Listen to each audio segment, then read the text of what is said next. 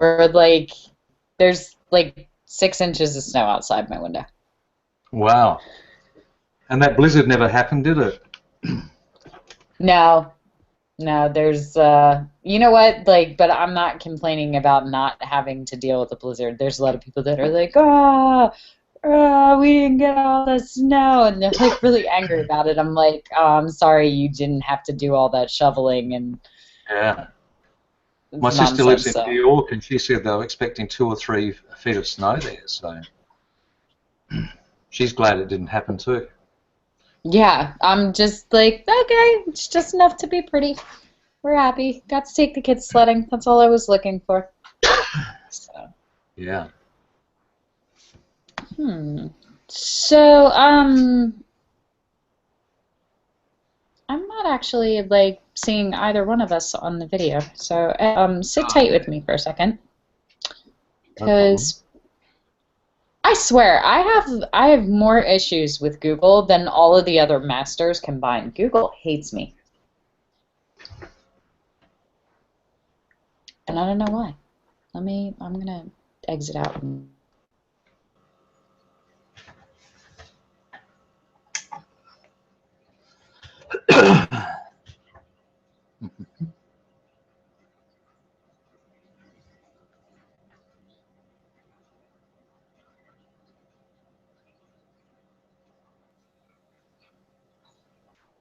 Hmm. You're back. There we go. Okay, now I can see it.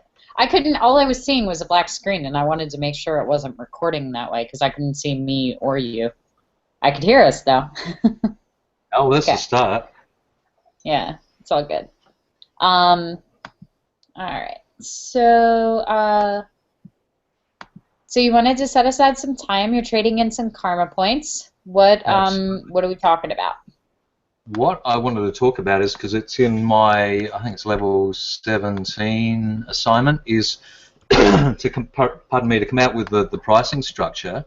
And normally your pricing structure works in a way that you say, okay, how much do you want to earn a month, and how many images or packages or shoots can you do in a month, and you divide it out and say that's what you're charging for your images or packages. Trouble is with what I'm doing is that I don't just sell things once. I'm actually building a library where some of the items, well, all of the items could potentially be rented out under license for a period of time, or they can be sold on canvases or even on cups, mugs, and key fobs and all the rest of it. So there is such a variance in what I could do with my images, plus the books, of course, that I find in brain overload. I can't figure out what I should be charging unless I go by the industry standards. For example, the website, pardon me, where I'm going to have mine is the photo shorter, and in the pricing structures they allow you to hook up with not only all the print vendors that you choose in different parts of the world, and you can choose theirs and then add your margin and all the rest of it, which is fine. But for the digital sales for stock, they offer you the opportunity to go with what they call the industry standard prices, which I think they base on, say, Getty or somebody like that. So you can set yourself at being 100% of what the industry charges. You can set yourself at 50%. You can set yourself at 500%, whatever you like, depending on where you're aiming. So with all that in mind, my brain has gone into total overload as to how I pitch my prices in all those different areas. Okay. The amusing thing is we were literally just having a conversation with my daughter about how even though she doesn't like math, it's essential, and how I suck at math. So of course you've got like 85 things that we had to figure out how to price and how to build your structure tonight. It's really good. I'm gonna I'm gonna make her sit and watch it. Which is also part of why I invited Ron to hop on. He's one of the other masters as well, and he's pretty brilliant when it comes to business and pricing too. So I figured that way we can get a couple of different perspectives, because obviously most of my pricing and the way that I think about things generally has to do with studio pricing and shooting and clients, so it's run like a portrait business. I do think it's translatable, but I do also agree that you're kind of a special case because you're offering a lot of different things. So let's let's talk a little bit about where you want to be selling first and where most of your income is coming from at this point, and then we'll go from there.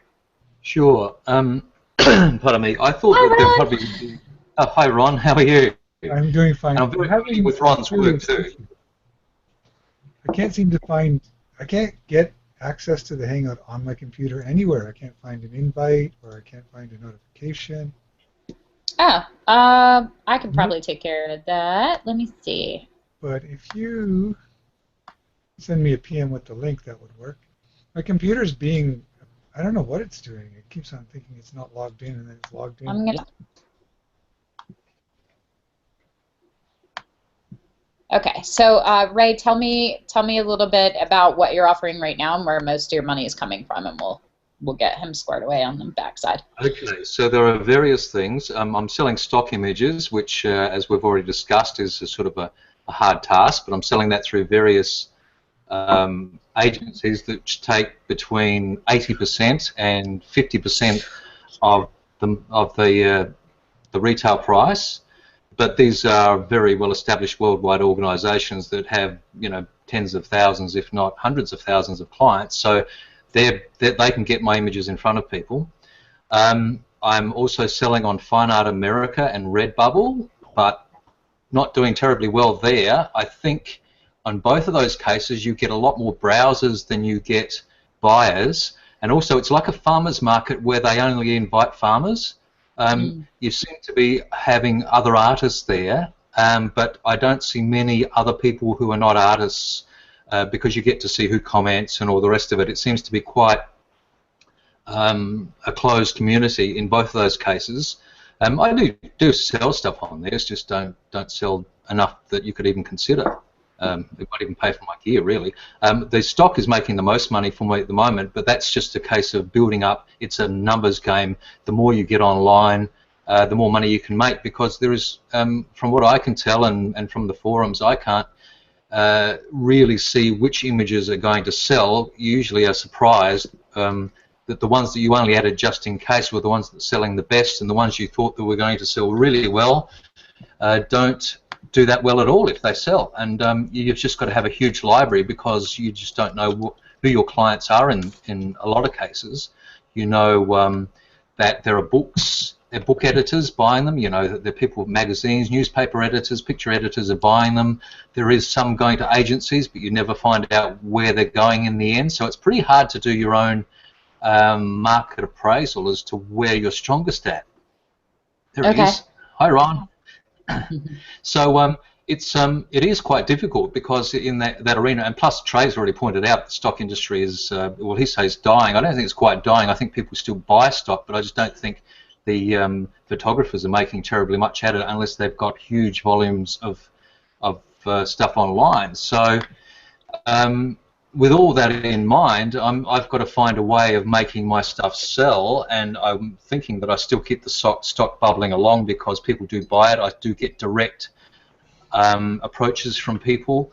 I do sell through Alamy and Getty and all the rest of it, and get money coming through. I don't know about Fine Art America and Redbubble. I just don't think they're probably worth renewing. I think that I can go with my own site on a photo shelter and probably do just as well, because they do nothing to promote the work, and it really is still up to you to do it. So I don't know why I'm paying them anything, really. I might as well keep that money myself. And then the same images can again be multitasked into books and onto merchandise if that seems like a worthwhile thing to do. I'm only, lukewarm about the merchandise. Okay. I'm gonna pause you for a second, because I'm almost certain that one of the other masters, A.D. Wheeler, actually did a recorded hangout that's probably in the library on how to make money using Fine Art America. I'm about 80% sure. Can you confirm that, Ron? That one. Okay, so that would probably be a good resource, especially if you're already on that platform, because I'm not really familiar with it. My immediate thoughts are it's kind of like being a jack of all trades. When you shoot everything, you end up sort of diluting your potency of your artistry, and so people pay you less because you're a jack of all trades, where they'll pay more for an expert. You know, I use the analogy a lot between a general practitioner and a heart surgeon, who's going to make more money. You know, because you'll trust your heart surgeon to tell you you have a cold. You will not trust your family doctor to perform open heart surgery on you.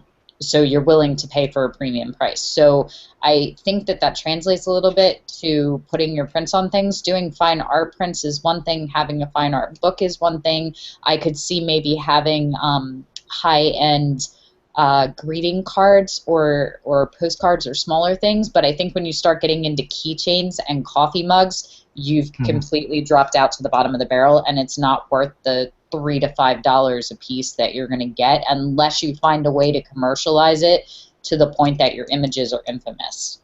You know, if everybody knows you, like who's the painter that does all the little cottages? Thomas Kincaid. Have you heard of him? He does. No, I haven't. Yeah. So he's really infamous for doing these very beautiful little scenes. My grandmother loves him. And they're on plates and they're on keychains and stuff like that, and they're very, very easily marketable. You know, when people know your name and your name precedes you with the art, then they buy it because it's yours. Then I could see how you would sell enough that it would be marketable. But I think where you are right now, having all of those things will actually encourage people to not buy from you, and especially to not buy the higher price ticket items, because you're going to start attracting a lower base market that's looking to spend $3 to $5 on a keychain. They're not looking to spend $300 to $500 on a print. Yeah. Ron, give me some of your thoughts. Yeah, you have to apologize for not being able to get in, so I didn't hear all of your current revenue streams, and I'm trying to load your site. Like I said, I'm having a little bit of issue. I was trying to load your site and just take a look at your genre. What I understand from the conversation is you like to shoot a variety, and you're looking at creating a business model that has multiple passive revenue streams as opposed to one focused revenue stream. Is that right? Well, that's the way that it seems to fit what I'm doing. I may be wrong in this. This is why I'm asking for expert help. Yeah. So Ray does a lot of really, really gorgeous landscape and cityscape kind of work, and it's got this very grandeur kind of feel, and he definitely has a unique style. We've definitely got him on the path where you can see his voice in his work. I can pick his images, and some of them are really, really interesting, but he doesn't have a client necessarily, which is, I think, part of the problem for everyone that shoots any kind of wildlife or nature or landscape, you know, because you're not shooting the subject. So your subject is not your client, it's people that appreciate the art. So we're looking at how to best look for revenue streams for that when you're not taking a picture of someone that wants to buy the picture because it's of them. Yeah. I don't sell to. I have a lot of stock companies that have asked me to sell to stock, but I don't do that right now. But I do have a dear friend who makes a good living selling stock. She's a wildlife photographer, and she specializes. She's actually a specialized specialist. So now, and this is just to give you some food for thought, she specializes in the polar regions, so Antarctica and the Arctic, and regions where there's a lot of snow and ice, and a kind of wildlife that is less accessible to the average photographer. And she makes a good living doing that. But she has even said that recently she's supplemented by doing talks and gallery shows. She's not starving by any means, but when dealing with stock, there is money to be made. And it's like everything else, and Jessica made a really good point, is find the market for it and do that specific thing. I think of artists like Vivienne Goudssois, who specializes in New York photography, and she pushed hard I've watched her for many years, and this year has seen a lot more success because she's pushed hard into a specialty. She's a phenomenal photographer of the city and of New York, but not just that, the whole emotion of New York City she captures very well. What I personally do is my business model is run kind of half from education income and half from shooting sessions and landscape photography. Landscape photography sales tend to be highest in the region they're shot in. People from the Grand Canyon don't buy my images of the Bruce Peninsula, Ontario. And so Right. that's something I would to not consider have as thought well. that. What's that? I said, interesting. I would not have thought that. Yeah, it's people love their area. And so travel photographers do well by focusing the market of what they're shooting on the area they shoot, not just a general market. And so, you know, that's just kind of like, I'm not the specialist, I'm not the travel photographer guy, but I do know that I've seen that there's far more demand for my work in the area I've shot it in than there is, generally speaking. And so that would be my advice. I do know that when I shoot locally, because I'm a portrait artist,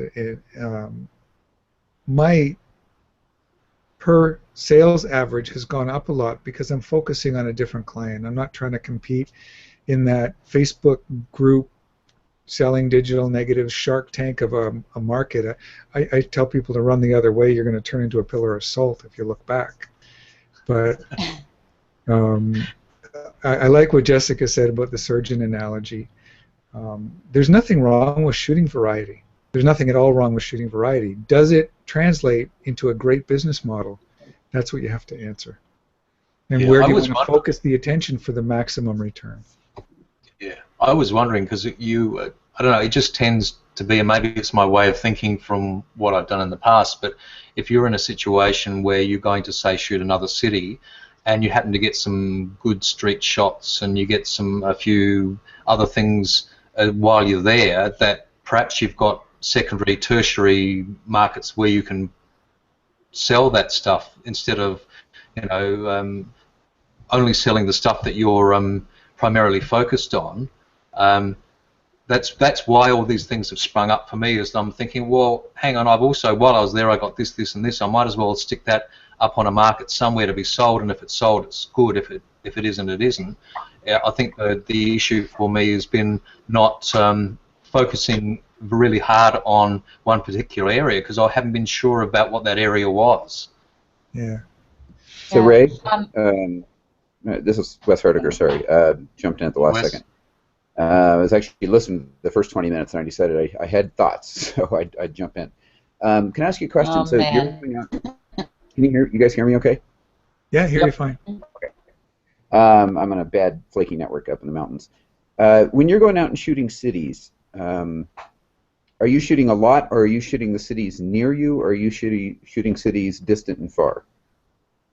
Well, mostly I've been shooting the cities that I'm either living in, like I lived in Melbourne for 5 years, so I shot a lot of Melbourne, and now I'm back in Adelaide, so I'm shooting a lot of that. But when I go away, I'm just about to do a road trip next week, where I'm specifically shooting some areas and almost filling a list of the stuff that I need to complete a book and other things. The one thing that I've learned, and I don't have incredible amount of success in this area, but I have enough to know that the advice that I've heard works. There's a couple of things. One, if you're shooting particular cities, you have to market functionally just in that city, right? Those are the people who are going to buy it. If you want, to sell postcards in a shop, or if you want to sell posters in a shop, where people are going to walk away with them after having, thought that city is fantastic and they want to take it home. There's a couple of different things to think about there. Is that the price markup of those types of stuff versus a fine art print is very different. But the real legwork is after you go out and you shoot those cities, you've got to go find every possible shop that you want to resell through, and go talk to them. And I can tell you that having done that a lot, there's been shops that I've gone into 4 times, and my biggest customer right now is the one that I went into the 4th time, and the 4th time they finally said, okay, I think we're ready for you. And honestly, I've sold more stuff through them than anywhere else. And it's just legwork, and you've got to narrow your focus down to a particular region and a particular customer set. So if you are marketing, who are the people that are going to buy your picture? You have to think about that first. Are these people that you want tourists to walk away from? are these businesses that you want, printed large behind their desk where the receptionist sits. And you've got to very carefully design your pictures for that situation, and then you've got to go talk to them, because, right, your name is not known enough, mine isn't either, for them to come find you, like Thomas Kincaid, which you guys were talking about a minute ago, right? Everybody goes to look for him because he's extremely well known. Nobody knows who you are. Nobody knows who I am. You've got to go reach out and hit them, and until you get to that tipping point, which I can guarantee is a ways from now, you've got to put in a lot of legwork. And there's a couple of ways to do that. I mean, you can use a lot of keyword searches. You can develop web pages that are just for that market. You can use Google AdWords and hit just a region. You can tell Google AdWords, I only want to market for people inside the city, because other people hitting it, outside that area, they're not actually going to buy it. They're just looking for, tourism brochures because they're about to come in it. It's not worth your cost per click ratio or whatever. So Ray, thinking about. Go ahead. Ray, I can feel you cringing from here. Yeah. So let me. So we've talked about this a few times, and this is where Ray starts to grit his teeth a little bit, because he wants to create the art. He hates the thought of doing all of the keyword search and stuff like that, and we've talked about him hiring someone. So, Ron, go ahead and tell me what you were going to say, and then I'm going to put my 2 cents in. It runs into what you just said. Ray, I want to ask you some fundamental questions anytime I talk to somebody about business and a creative pursuit or a creative career, and that's what gets you out of bed in the morning. Like, there is no point in running a career that runs off what would be called your hate list, right? The things that you hate to do every day. And so the foundation of what you want to do has to come from the thing that floats your boat, right? But it also has to come from saying there's a finite number of hours in a day, and where are those hours best invested? Take the photographer hat off for a little while, and like Wes has talked about, put the business hat on for a while, and say, where do I want to invest? What's going to give me the best return and the most joy? Because there's no point in pursuing photography as a career if you're going to end up hating the business of it. It's really going to be hard to be creative when you do that. Yeah, and it's really hard. It's really hard to run a business without spending an inordinate amount of time doing that, unless you can find an agent that's going to do it for you, and then you pay them. If you have a lot of money now that it's like floating around, go hire an agent and realize you're going to lose for a year. If you have that capital to sink into hiring somebody else to do it for you, that would make me the happiest. I don't have the capital to sink into it, so I'm not going to do it.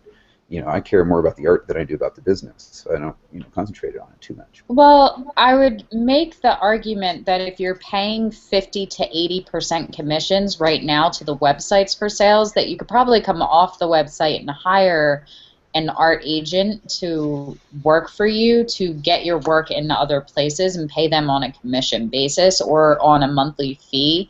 And a lot of the contracts that you can work out with them have a minimum sales so that you're not losing out and you're not paying them to not do the work. Most agents in anything, whether they're your book agents or your art agents or whatever else, they're working off of a commission of the sales, and that motivates them to sell at higher prices and higher quantities, because then they're making more money. And they're people that are go-getters. I will say that I probably spend maybe 5% of my time on the business and the marketing, and the rest is shooting, which is where I want to get you to. It can be done, but it's difficult, and you have to set up your business the right way to start with. Most people don't get to do that. What was your starting percentage, though, Jess? I mean, where did you was it 5% from the beginning? No, I would say that when I first started, I probably spent 25 to 30% of the time doing it because I wasn't known. But I am a very big believer that if you want to make it as an artist, your biggest argument is your work. Your portfolio sells itself. So if you don't like reaching out to people and you don't like doing keyword searches, then you better be on your... I'm a social media whore. Everybody knows this. Everybody gives me a hard time about how often I'm on there and updating, and everybody's like, I don't know how you do it. I like doing the social media thing because I'm a little social butterfly on there, and I like bugging Ron as often as possible. Like, he mutes our conversations to get away from me. So knowing that that is a strength of mine, it's very easy for me to post the work because I don't know a lot about search engine optimization, and I have no interest in learning, to be quite honest. What I do know is that I can post a photo on my Instagram and it auto updates to my Facebook and my Twitter and my Flickr and my Tumblr and goes out to all the social mediums at once, and that I can do that. I know that I like to write, so I write my thoughts, and some people the writing resonates more than the image. It just accompanies it because people like looking at the photo. You know, now it's gotten to the point where you're not allowed to even write a status anymore. If you want people to share and go on social media, you have to make your writing into a picture, into a meme in order to get it shared because people want that visual connection. So I would be inclined to push you that if the business side and the marketing and the advertising, if that makes you cringe, then you better be showing your work every single day. Post photos every single day. Ask people, just ask them, share this image, and they will. You know, I made a bet with Jason Group, who runs WPI. Get 100 shares on my status in an hour for the WPI thing if he would give me free passes to my master class and let me invite some more people, and I won because I already in on the competition. You just have to find the way to resonate with people. It's really, really, you don't have to sell if you know how to reach and connect with people. They want to help. They really do. Like, the people that love your work want to see you succeed, and the people that love you want to see you succeed. That's Chase Market right there for me. These guys have a lot of really good practical advice that you should be following. I don't follow any of it, but I absolutely believe you should. I don't know what that was. Wow, somebody's ringing you. Somebody I have no Rock's more idea popular than I am. who tried to sign in on Skype, and I don't even use Skype. It just popped up. My daughter's been using this computer. Yes, I want to I'm quit. finding that Like this story. I'm posting on Instagram, Jessica. I'm posting on Instagram, which also goes to Twitter and Facebook, and I am finding that I'm slowly getting a following there, which is quite good. I think that's probably a really good thing to keep going. I just don't know how many times a day I should be doing it. At the moment, I'm just doing it once a day, so I don't annoy the shit out of my friends. But yeah, that's a good. Annoy them. I noticed I post about 4 a day, I think. Who's your favorite artist, Ray?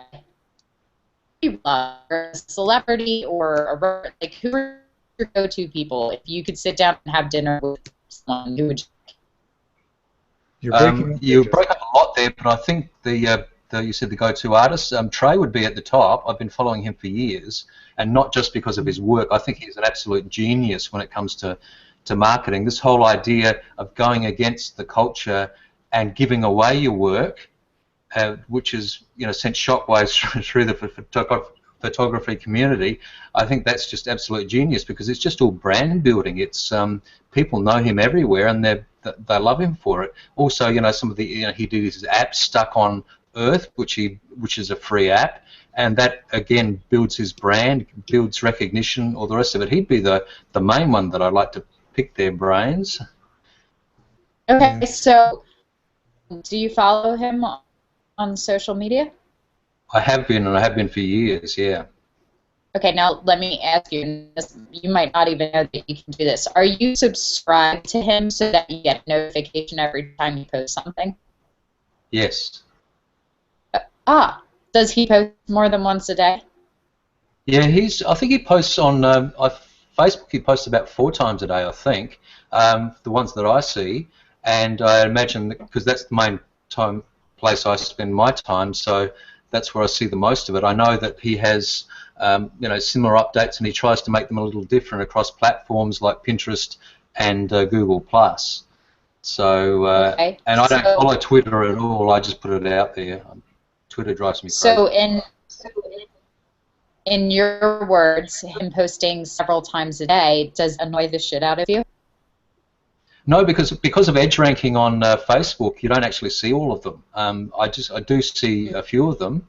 Yeah. I actually, once I've seen that he posted, I actually go in there deliberately to see what else he's posted that day. Exactly.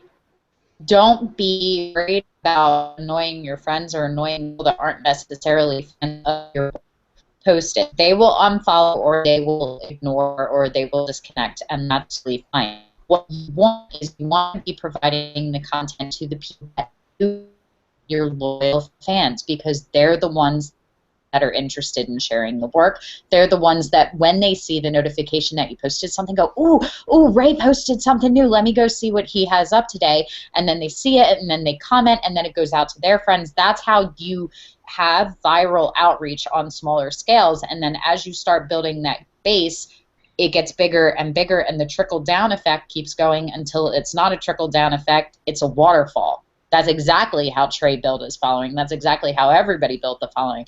The difference with Trey, where he excelled beyond other people, is that he didn't ask for anything in return, ever. If people want to come to him and spend money, they absolutely can. They can buy his prints or they can, connect with him and they can license and they can do stuff like that. But he didn't ask them anything. All he did was give. Yeah. That's a relationship basic.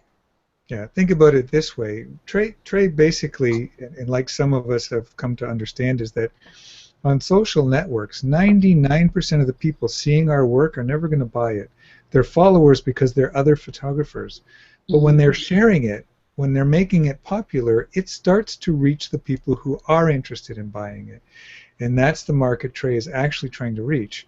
Aside from selling, and I'm sure he sells a good number of videos on his post-processing and his different packages, he gets a lot of licensing, and the licensing comes from distribution. His distribution is free because he puts it out there to millions of photographers who want to share it. And that's why he's not all hung up on the copyright and people who copy his work or post it on another site.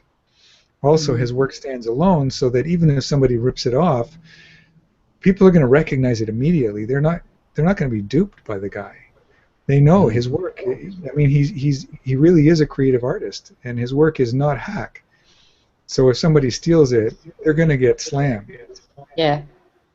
So the other interesting thing that Trey mentioned the other day, and I'll follow it up with something from Alan Shapiro too, is Trey said you want to go out and put yourself and make yourself humble. And the thing is in order to get those reshares into not even just photographers, right? There's people, especially on Google Plus and other stuff, that reshare because that's what they do. If you go look at their stream, like they're all reshares. That's what they do, yeah. And that's the type of thing that you want to get to. And some of them are theme-based, like Monochrome World and some of those kind of things. If you start resharing to them, you start, your visibility goes way up, and you'll find your followers go up, as you do that kind of stuff. And the more people that you get, the more reshares you're going to get.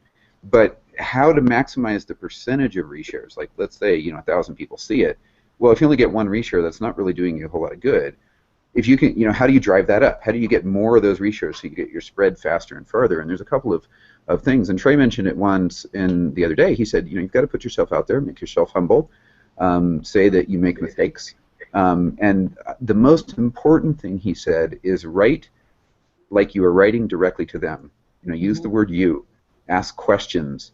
And I found that he was absolutely right. When I went back and looked and thought about a lot of my work, the ones that I got the most feedback on and the most publicity came from me saying, hey, what do you guys think about this?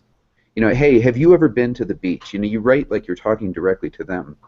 The other important one is Alan Shapiro actually did a Google talk years ago, I think, on the importance of words.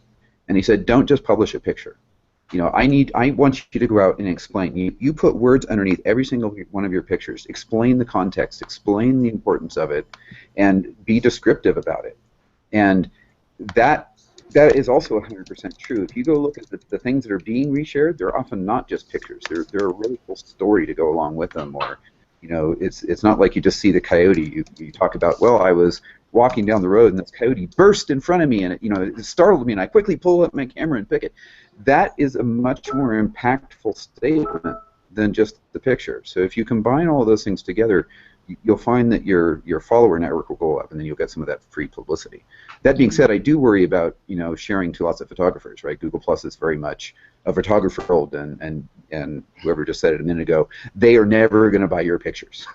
Selling to photographers will never buy your pictures. But if you ever want to hold workshops or sell Trey's Lightroom presets and that kind of stuff, that you can build up your market that way too. Yeah. So I'm one that always wants to roll it back to the beginning about the core of why you want it as a business and what makes you different. What service are you offering? Because there are a lot of photographers. Some are successful, many are not. There's obviously a lot of room for success in photography still today. There's no question about it. People are becoming successful all the time. A lot of the most successful people solve a problem. They hit a niche, they solve a problem, they alleviate something for someone else. And so I just want to ask you, you may not have that answer, but as you move forward and consider photography as a business, I do want you to think about what gets you out of bed in the morning, and if it's shooting and doing a lot of shooting, combine that with a lot of posting amongst, and choose a handful. You can't possibly post to every social network out there. Choose a handful of effective ones. Instagram obviously is really hot right now. Pinterest was really hot a couple of years ago when it started. Google Plus remains a great place to connect with photographers, and Facebook is general. People complain about it, but it connects you to clients. I'm afraid that's the truth. It's just the way it is. But what you want to think about is, with the gifts I have, everyone here has unique gifts. Every one of us. We shoot completely differently. We have a different market. With your unique gifts, ask yourself the question, what problem do I solve? And then think about it that way. Business works best when it solves a problem for people. Yeah. It's just a. It may not come to you right away. It may be a process, and don't beat yourself up if it doesn't come to you right away. Yeah, I mean, I see several areas where they could go and people who might be interested. I just don't know which ones are the ones best to concentrate on. For example, the tourism market, I'm kind of trying to finish a book that's on Melbourne, which would sell mostly to tourists or foreign students who want to send home books to their families to say, hey, here's where I'm living now, that sort of thing. But there's also the corporate people. I know that some of my shots are up on corporate websites and what have you to represent there. So I'm not sure which way to go with this, because I don't know where the best market will be. Yeah. So Ray, let me divert you a little bit away, because you're kind of focused, and a lot of people do this. You're focused on what you're offering, and what you should be offering and how you should be offering that. And for me, the most important question is why. So I'm less concerned about whether you print your images on a coffee mug or a wall print or anywhere in between. Tell me, why do you shoot what you shoot? I shoot because it's the stuff that I like, that I enjoy doing, that I enjoy making. Okay, why do you like it? What is it about it that speaks to you? Why this instead of pet photography or boudoir or family portraits or weddings? Why this? Well, quite frankly, no matter what I did, I would be looking for the same thing, and that's to be able to do something well and do it differently from other people. I mean, I started off trying to emulate Trey, which is a pretty hard thing to do, but it got me on the path of going, okay, well, I don't quite like HDR as much as he did, so I go in a different direction from that. But I kind of try to find the beauty in the places that I go and my unique vision, and put that into an image. And when I come home and I've done that, I really enjoy it. And as I've told you before, I quite often go back to the same places over and over until I get that image that I really want. Okay, so I'm going to submit that what makes you unique is not where you're photographing or what you're photographing in terms of the location, but that what translates and what makes your work potent and what makes Trey's work really potent is that you photograph how you feel about the place, not what you saw while you were there. It's how you feel about what you saw. And that is what is going to speak to everyone else as well. So my recommendation to you in going forward would actually be to dial back a little bit in looking at pricing and spend some time with, say, your top 50 to 100 images that you're thinking of putting out there. We just put together a big collection of images for you, didn't we? Or we're working on that now in Sphere 1? Yeah, we've got 20. I mean, I've got about 100. I was actually thinking that that level 20 could be us working together on, because I need somebody else's input on this, on what you think, because quite often you choose images that I don't think are that great, and vice versa, that you also disregard images that I really like. So I need that exterior input as well, because you can easily get locked in your own world and end up making images that only you like. So, Right. Yeah. Okay. And nobody's going to buy those but you. So I would spend some time with those images. I think that's a great level 20. That's why I wanted to let everybody pick one of their own levels and set their own assignment. I would spend some time with those images, and I would really tap in a little bit about why you shot that, what that said, why it spoke to you, because that's the same exact reason that it's going to speak to somebody else. And when you can tap into why that connection is there, then it makes it really easy to sell to other people, because you find a way to verbalize that and express that to other people, and they resonate with that and say, yes, that's exactly it, and that's why I want Ray's and not, you know, not that Trey Radcliffe guy. You know, Ray's way better. Just you know, putting together what Wes said as well, and Ron, is that I was wondering whether setting out to make a book as a book is probably the wrong way of going about it. For example, if I went and over the next year or so I'm doing Instagram and I'm doing 4 a day, and I'm actually doing what Wes said was, Alan Shapiro, is to add some information to it to say why I think, you know, the experience I got there, or to ask the viewers what they think and all the rest of it, that in the end, if you put those together as a book, it probably would be more me and more successful than if I just sat and tried to put a book together. I would imagine that if you were going to put a book together, that the way that you're shooting would actually be very easy to do a book from a blog, which is becoming more and more popular. I could totally see Trey doing that too with all his beautiful images. I would post the images, they would go on Instagram, and they would go on a blog that I would share the link to. That way people are getting the daily content the same way that Trey does. And if you wanted to do that and your focus was on the daily, and just because this is how it is. It's not these big milestones. Oh, I'm going to go publish this epic book of art, because that becomes really overwhelming when you start thinking of, I need to have, you know, 200 pages and images that are worthy. That's when we start to back up a little bit and start to get scared, because we feel daunted by the task.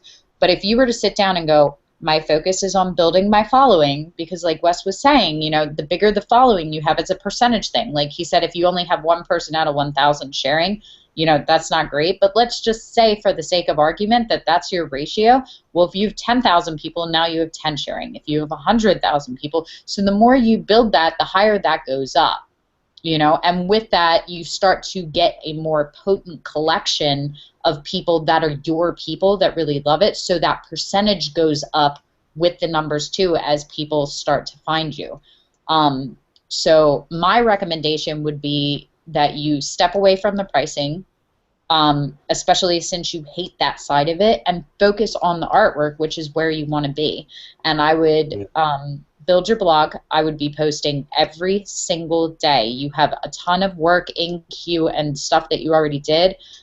You could sit down one day a month, schedule out all your posts so that they post, and then just sit down. Literally, in 2 weeks, sit down and do your next 30. That way you're always a month ahead, so you don't have to worry that you didn't get one that day. And at the end of the year, you would have 365 images then that you could put into the book, and the book would be done before you even started it. Yeah. And it's much less daunting, because you're only doing it one image a day, as opposed to, I'm going to sit down and pick my images and build this book and then worry about marketing it. So you would actually be marketing the book before it even came out. This has been in the back of my mind with Instagram, that I've been deliberately choosing images that are, they're square crops of images that I want to put into this Melbourne book. And I don't, not everyone is, but probably 3 times a week I will choose stuff from Melbourne, so that I want to get to the stage where it's nearly ready to publish, and I'll start putting a link in there to where you can buy it. That's been in the back of my mind. I'm not sure whether that's going to work, but I thought that it's worth a try. It's absolutely worth a try. It's always worth a try. The worst thing that happens is that it doesn't pan out, and then what does that mean? That means you're exactly where you are right now. People are so afraid of failure. You know what failure is? Failure is you being right where you are, and right here is not bad. So if you try, the only thing that can happen is that you can improve where you are. You're not going to lose followers. That's not going to happen. Well, I don't know. I've seen people lose followers. It's not pretty. But I don't think Ray could lose followers. I don't think it's in him. He's talking about me. I would never talk about you in front of your back. I mean... Yeah, right. You know, the bottom line is that you know, you put 80% of your energy into what works. I would not be devoting more than 20% into all this other stuff that you don't like doing.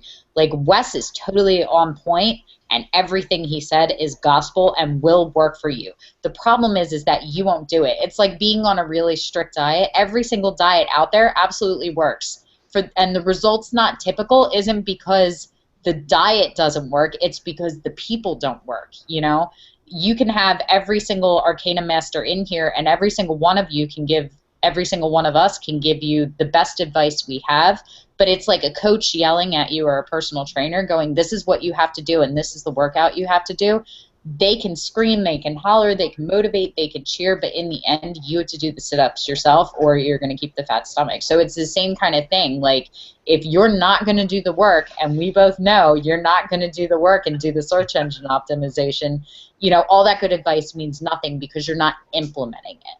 You know, so the trick is always finding something that works for you, too. Yeah, and I agree completely because I did look down that path and it looked really ugly, and I didn't go down that path because I was unwilling to do the work too. Yeah. So I did it concentrating on my portfolio, but I do think of where my audience is. So, you know, even when you're shooting or when you're composing posts and stuff like that, do think about who your audience is. That's easy because that doesn't take, you know, it's not like you're doing promotional work. When I take a picture of Vancouver, and I have a couple of good pictures of Vancouver, I go find, you know, the groups in Flickr and the groups in Google Plus where it's about Vancouver, right? There's people that are enthralled with the city. They're not the photographers.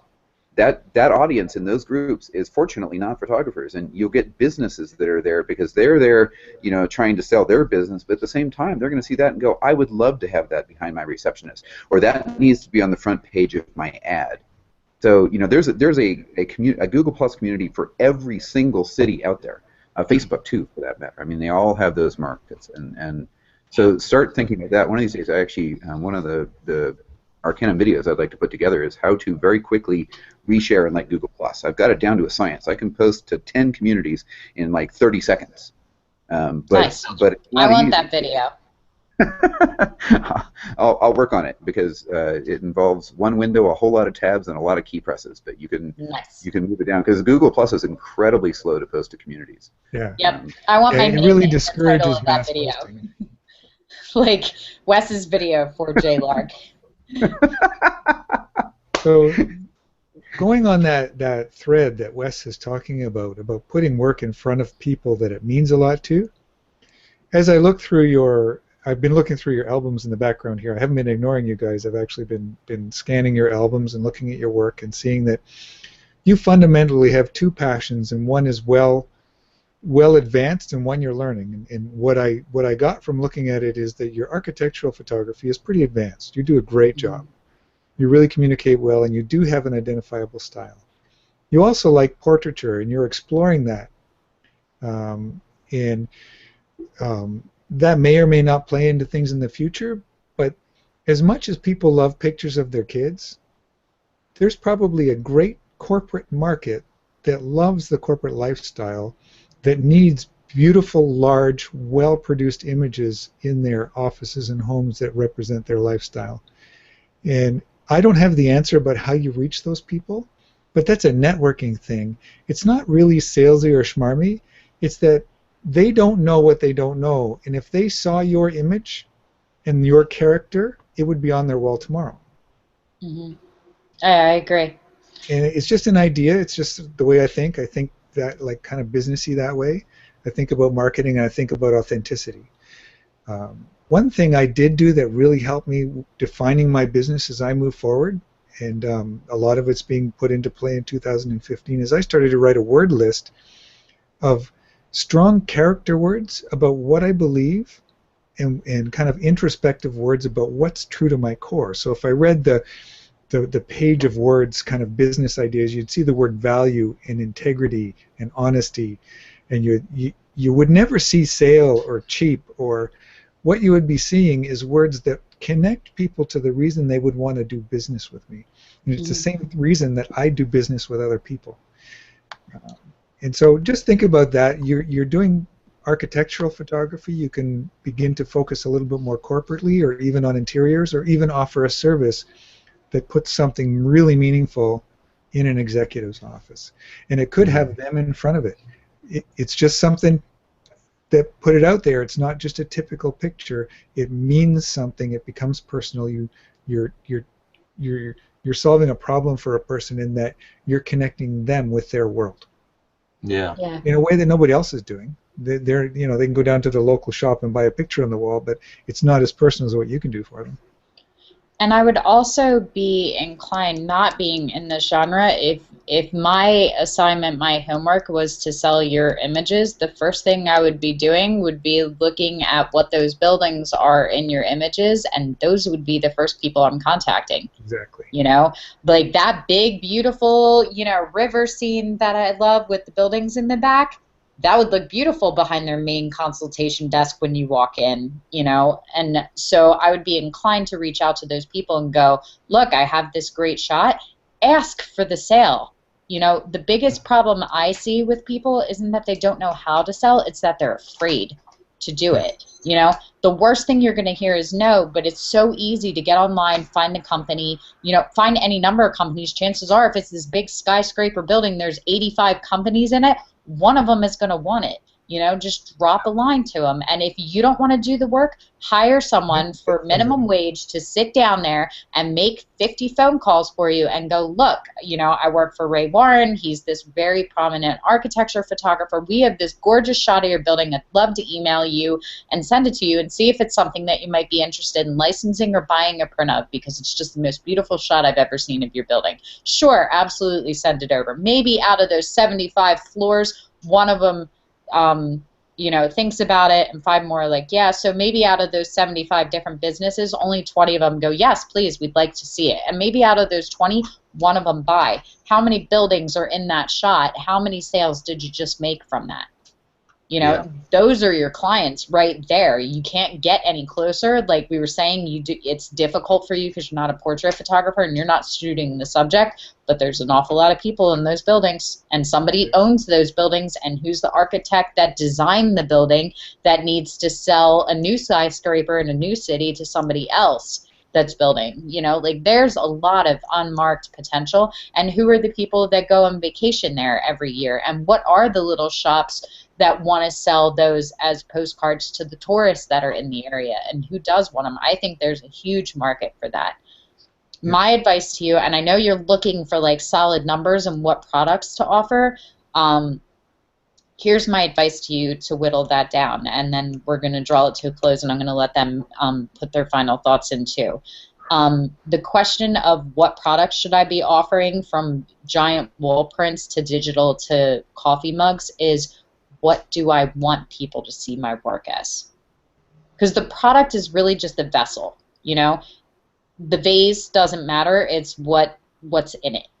It's the interior of it. The cup means nothing. It's what you're drinking, So leave the money aside and what the pricing is for that for a second, and set it aside and just go, if I was going to sell 100% of everything that I put out there, what would I want to sell? What do I want to be known for? In 200 years, when somebody comes across a piece of my artwork, what's it on? Is it on a coffee mug? Is it a wall print? Is it a digital? Is it a keychain? Because there's merit to all of it. I'm not putting any of it down. Like I could totally see one of your prints being on a keychain, like the one in the carnival kind of thing, and that being something that the actual carnival sells as one of their little prizes when they're making all the money.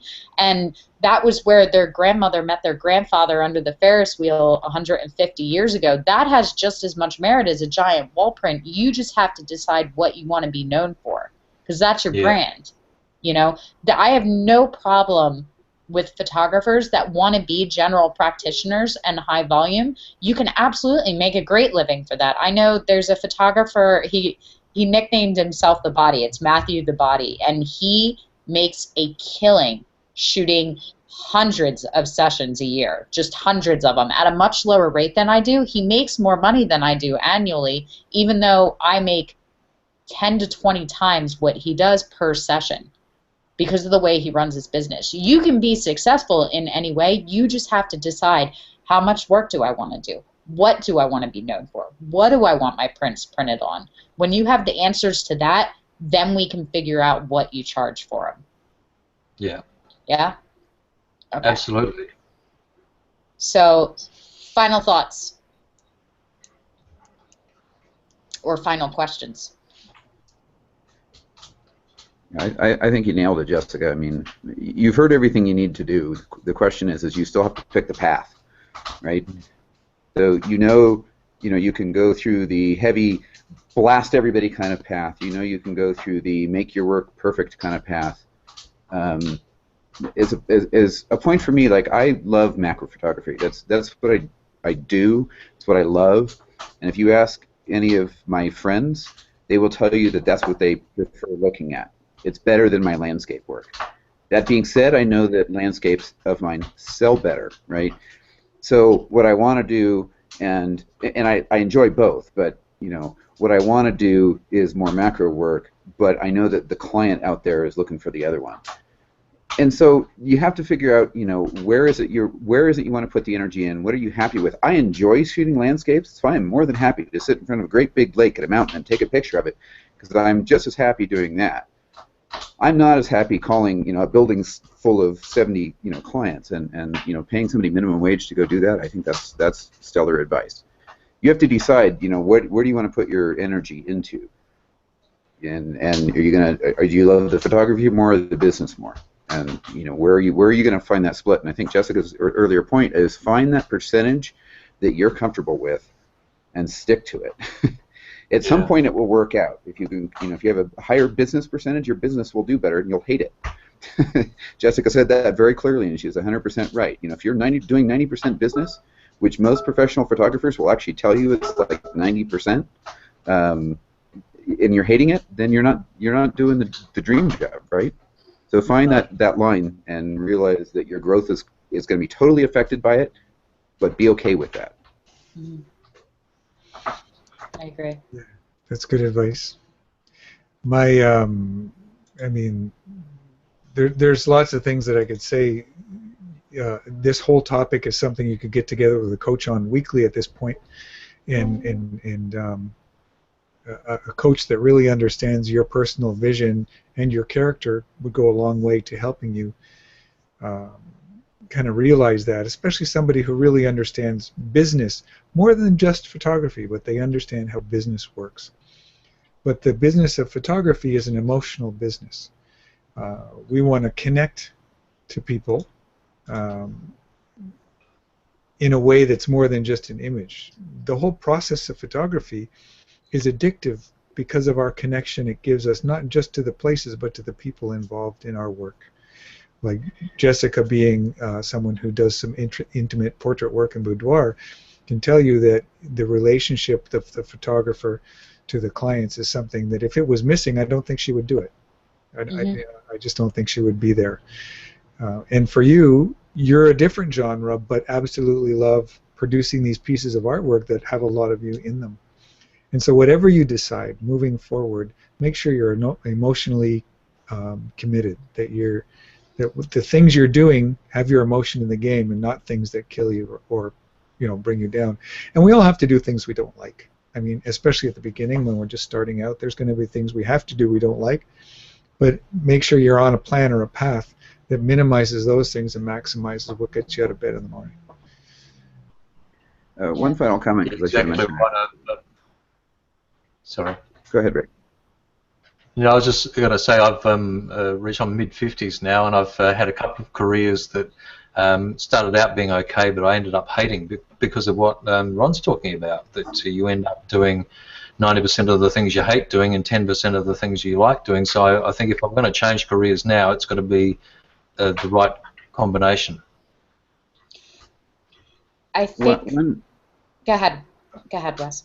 So one other point that I realized we should have made earlier is that once you find a customer that works, once you've made that one connection in a building, realize that that is a foot in the door, and if they're happy, you have an endless avenue. So I have a 20 by 30 metal print in my car right now that I carried up the mountain because I've worked with a customer up here that is selling other stuff of mine in a shop. He has T-shirts with my prints on them and all sorts of stuff.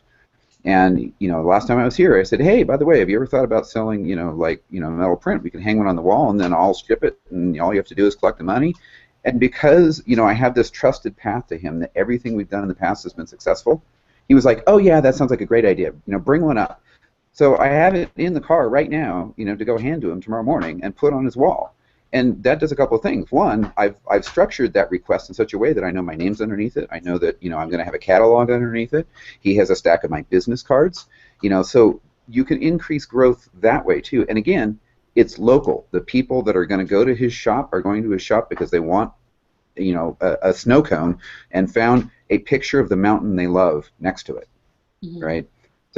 So go back to those customers that you've had success with, and actually that is a better avenue of your time. And it's easy because it's not a cold call, right? You've probably made friends with them already. This guy gives me free coffee every time I go in there, and we talk for an hour. That's a friendly time. I love that kind of stuff. Yeah, absolutely. Ray, I think the important thing to focus, and you just said it,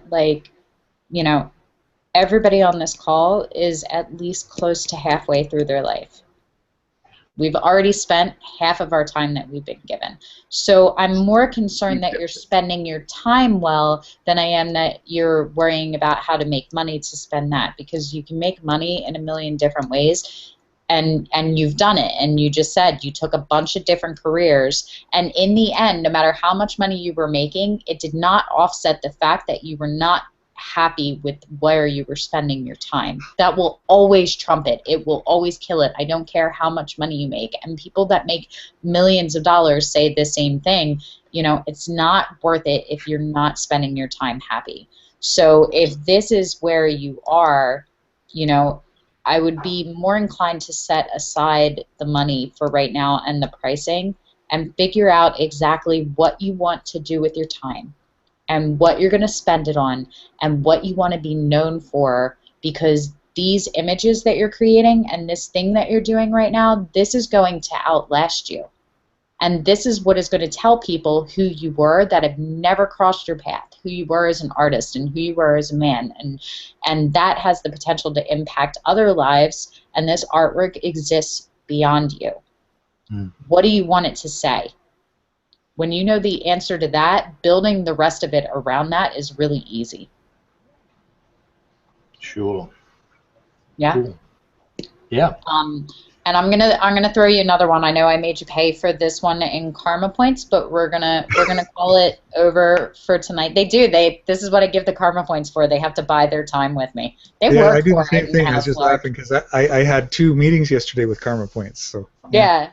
So the next one's going to be on me, but I want you to sit and rewatch and answer some of the questions that don't have to do with pricing, so we can get you closer to the point where we can really figure out where you should be putting your focus so we can start making you money. But I think that this groundwork is more important for sustainable income and happy life, that's the sweet spot right there, is where those two marry. Okay? Yeah. Okay, last questions, thoughts, concerns. Yeah, I was just going to share something with you, Ray. I was asked to do a one-line bio. I've never been able to get to it, and in all honesty, it wasn't until yesterday that I was able to write this down. And it has to do with my why and what Jessica asked, and it has to do with a lot of work I've done, especially over the past 3 years, but more over the last 6 weeks. And I was able to fire off a one-line intro, one-line bio. It's actually 2 sentences. It's not one line, but it's so short that really captures the why of what I do. So what I do is probably different than what you do, but this is how it reads. It says, I'm an artist, coach, and creative mentor with a unique gift to help unlock the creative ninja that lives inside every person. What I really do, though, is explore my world through the connections my camera helps me create, and to help others overcome roadblocks and see blind spots along their own creative journey. I have the best job in the world. Ron, I'm so glad that your idea of one line and my idea of one line is the same, because it makes me feel better that other people don't know how to do one line. Good. So No, that's the essence of what I do here at the Arcanum and what I do in life. Yeah. Wes, do you know your why? Why I do what I do? Yeah. What's your why? Yeah. My master's video, actually, I spent, I think, a third of it just talking about that my whole goal of photography is to show people things that they missed. And so what I want people to do when they look at my image is going, wow, I wish I had seen that, or wish I had been there. And a lot of times, it's stuff that people just walk right by. It's one of the reasons I love macro photography is, they didn't lay down on the ground, so they missed it. I did, in a puddle of water, in order to get it. And I love seeing the pop in people's eyes in terms of, wow, that's really cool. Where did you get that? Where did you find that? How can I get there? I want to show people the world that they're missing. Yeah. Mine's actually, and it's funny, like I just got invited to talk on Photo Ignite, and I can't introduce myself in 5 minutes, let alone do a presentation, but I'm going to try my hand at it. But my why is really simple. I want people to be able to see themselves in each other the way that I see them. It's why I teach, and it's why I shoot the way that I do. It's that simple. Do you know your why, Ray?